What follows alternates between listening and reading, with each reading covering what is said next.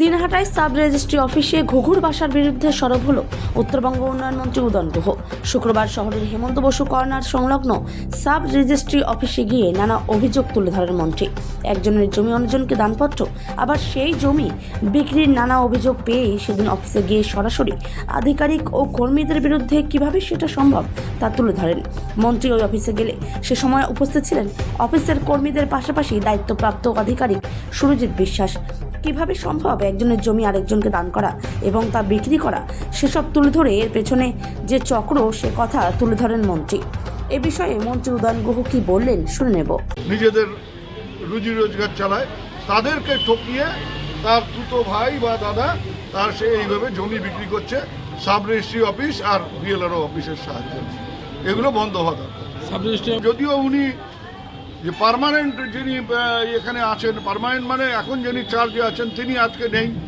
আজকে যিনি আছেন তিনি সাহেবগঞ্জের ইয়েতে আছেন, আজকে এখানে চার্জে এসছেন। তিনি বলছেন আমাদের কিছু করার নেই।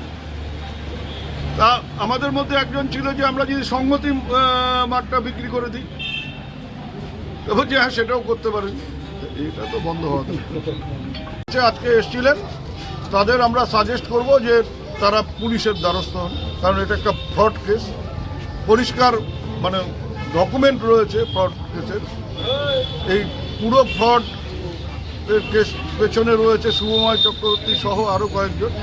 তাদের নামে এফআইআর হোক এবং পুলিশের উচিত ইমিডিয়েট এদের বিরুদ্ধে অ্যাকশন নেওয়া। মালি রায় হচ্ছে দুটোই সাক্ষী, সবই সাক্ষী, কারণ ওর সাথে পয়সা ডিল হয়েছে, তোমাদের সাথে ইয়ে হয়েছে। কমপ্লেন লাগবে, থানায় দাও, ঝামেলা শেষ।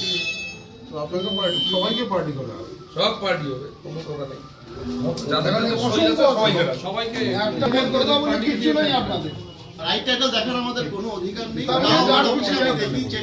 আপনারা এটা কোনো কথা বলছেন? আপনি বললেন হলের মার্কেটে আমি বিক্রি করতে চাই, উনি বললো করতে পারবে না না না, এটা আগে না, এটা একটা পার্ট তোলা হলো, বাকি পার্ট বললাম যে আমি বেচে দিতে পারি, যে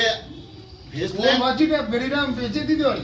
আমাদের রাইট টাইটেল দেখার অধিকার নেই। আবার রাইট টাইটেল শব্দটা বাদ দেন, আমি বেচে দিতে পারি। একটা জেনুইন বেচে দিতে পারি কি? একটা ঘটনা হচ্ছে আমি স্বীকার করি। আমি আমার জমি আমি অন্যের জমি নিয়ে বিক্রি করে দিলাম, অমুক করলাম। আমার বাড়ির সামনে অত বড় একটা জমি পড়ে আছে, যে কোনো দিন যে কেউ এসে তারা বিক্রি করে দিয়ে চলে যাবে। আপনারা আপনার কলিগকে আমার ঠাকুর দাদা অতুল চন্দ্র চক্রবর্তীর নামে RS লিখা, এইখানে বলছে অতুল চক্রবর্তী, এটা পড়ে। আচ্ছা, আবার তাহলে কে করলো এটা? ইয়ে এই দলিলটা লিখলো কে?